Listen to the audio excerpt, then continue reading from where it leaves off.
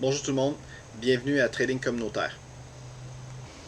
Je fais un retour sur notre live qu'on a eu tous ensemble, faire un récap sur ce qu'on peut, à quoi on doit s'attendre en 2021, sans prédiction, là, c'est les zones, établir les zones sur différents actifs, donc voilà le but un peu de mon récap. On va commencer avec le Dow Jones graphe mensuel.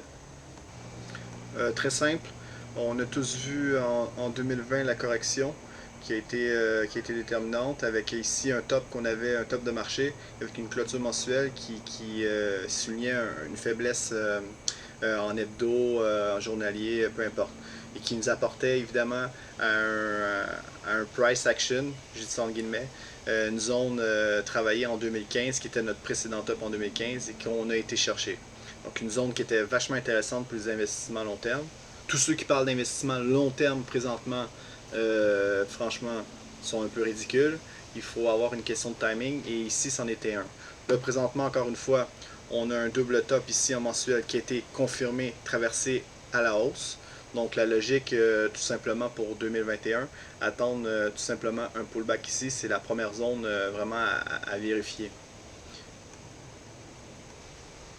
En hebdo, c'est la même zone que mensuel. Vous voyez, il y aurait peut-être une première zone ici à vérifier en pullback, mais par contre, a déjà été travaillée. Vous voyez ici, c'était les 29 500, c'était la première zone. C'était une planification aussi de notre part concernant le trading, le canal trading communautaire.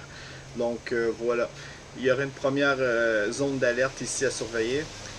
En cas évidemment de progression baissière, gardez un œil juste sur votre hausse de 2020.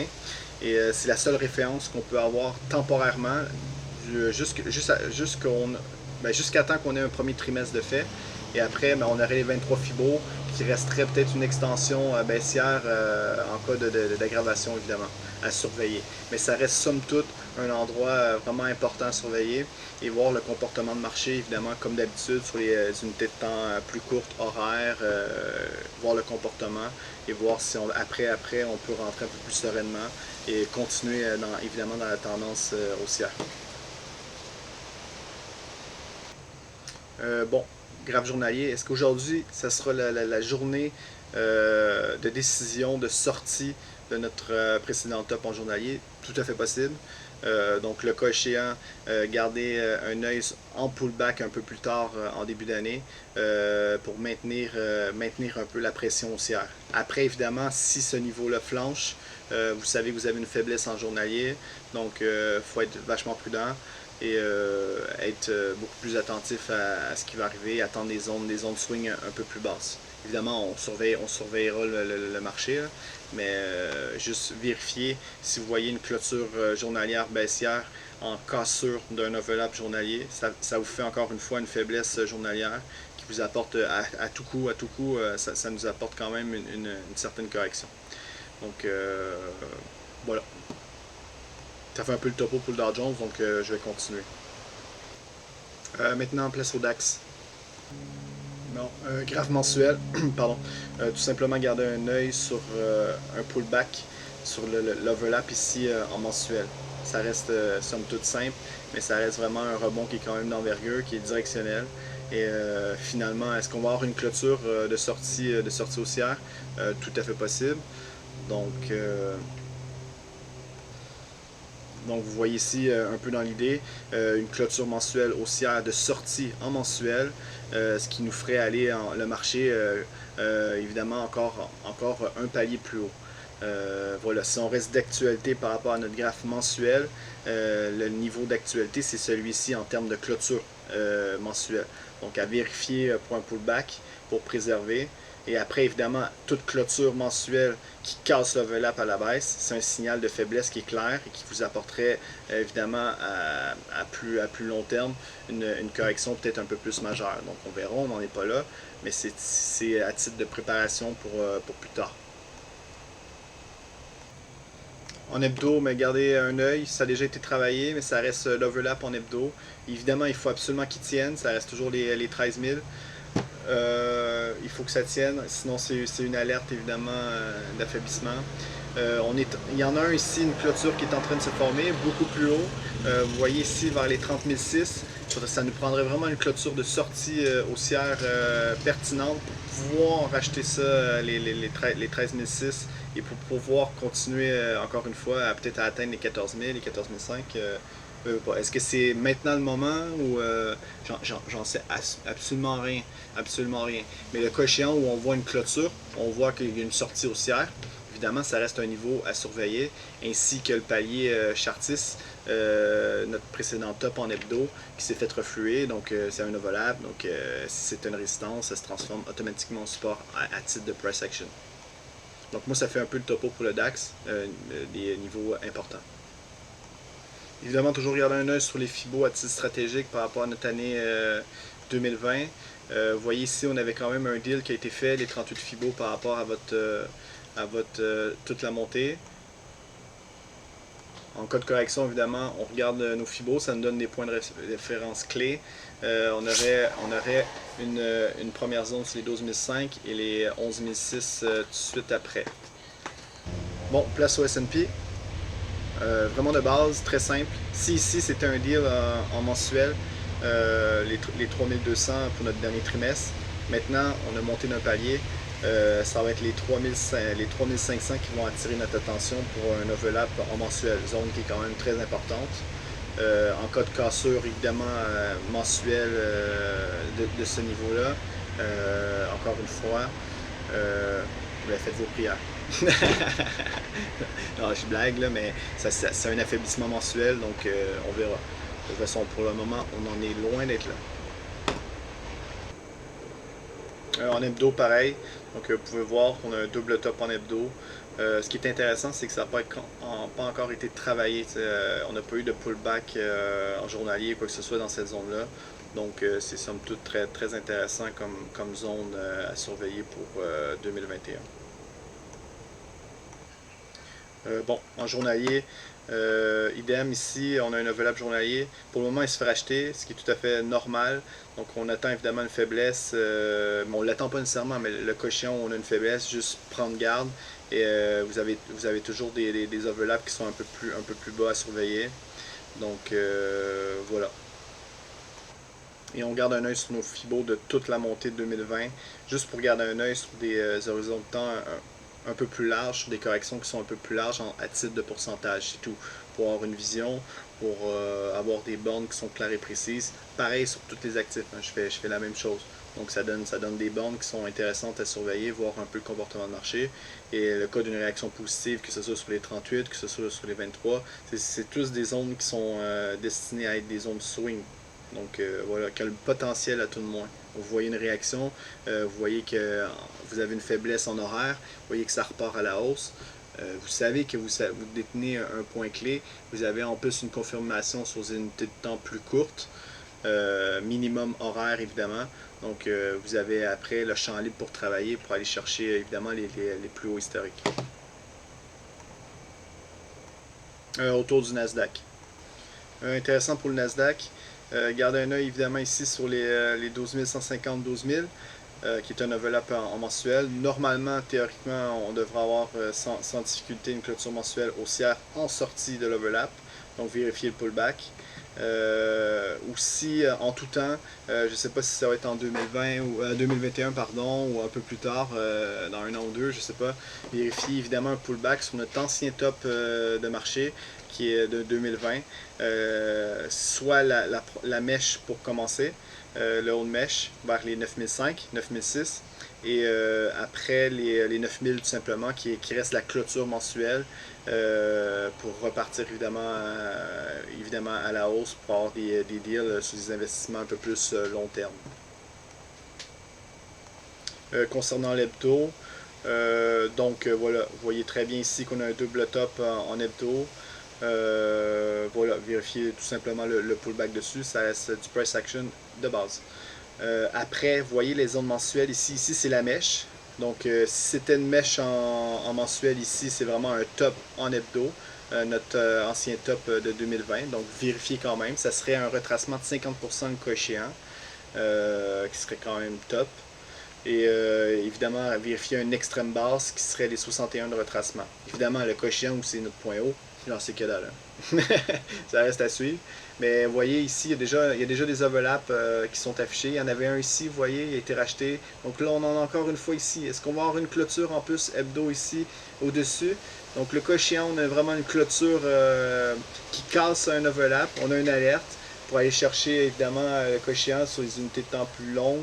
Peut-être aller chercher un overlap en mensuel. Donc ça reste à confirmer, ça reste à suivre. Mais évidemment, l'enveloppe ici va rester à surveiller, les 12 000. Voilà pourquoi c'est important. C'est tous des précédents tops qui se transforment en enveloppe, qui se transforment en support majeur. C'est tout. C'est pas plus compliqué que ça. Autour du FTSE, UK 100. Donc, ce qu'on discutait en live, c'est la gymnastique ici. Il est grosso modo pour le moment sur un overlap en mensuel. Donc, il est sur une résistance quand même assez majeure. Voilà, je m'attends quand même à un repli. Une zone à surveiller qui serait intéressante, ce serait les 6175, 6000, 6100.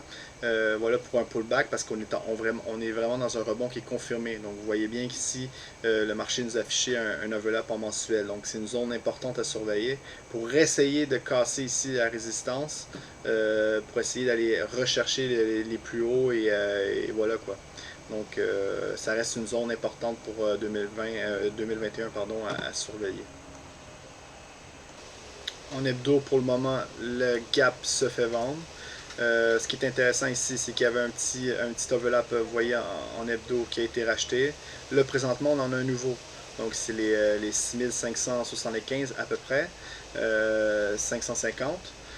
Donc, à surveiller. Est-ce que le marché va avoir la capacité, évidemment, d'aller plus haut, de faire une clôture haussière et de réintégrer et de surpasser le gap?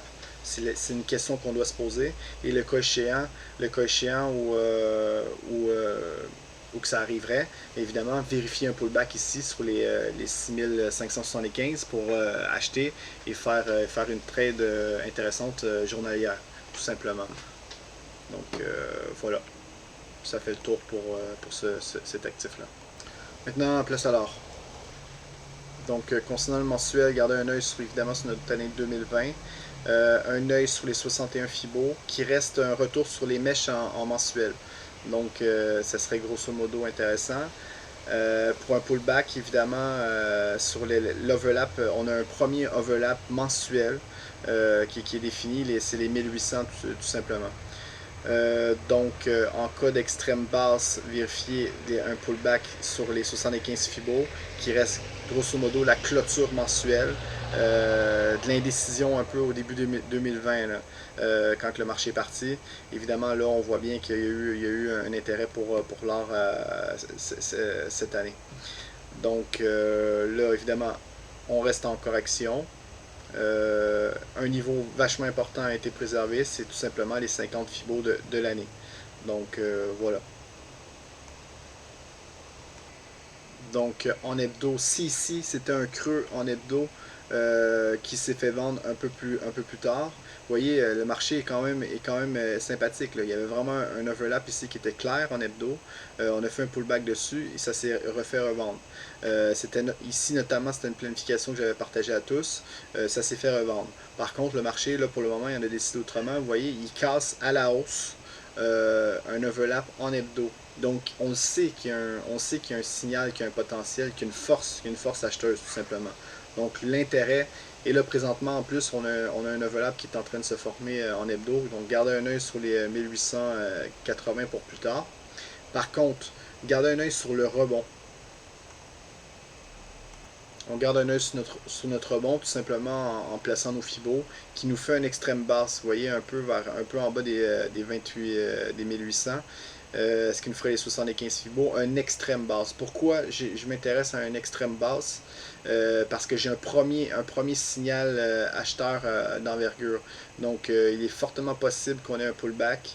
Donc, vérifier le cas échéant pour aller chercher encore une fois un autre extrême haute qui serait les 75 Fibo de toute la descente. Donc, vous voyez le potentiel d'une future transaction.